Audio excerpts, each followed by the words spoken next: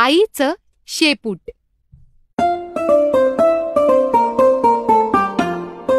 जिथे कुठे आई जाते, शेपूट मागे मागे येते.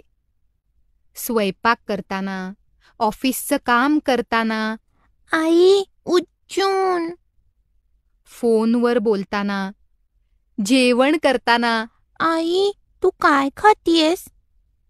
गाडीवरून भुर्र जाताना. हुर्रे. आईचं शेपूट नेहमी तिला बिलगूनच असतं. घरी कोणी पाहुणा आला की शेपूट आईच्या मागे लपतं.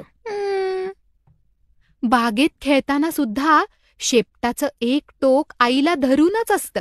आई आई तू पकड ना मला.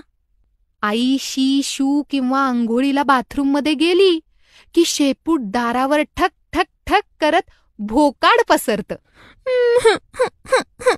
आई. रात्र झाली की शेपूट आईला गुरगुटून झोपी जातं. शेपटाला वाटतं, मी म्हणजे आई आणि आई म्हणजे मी. आम्ही एकच तर आहोत. जिथे कुठे आई जाईल मागे मागे मी जाईन.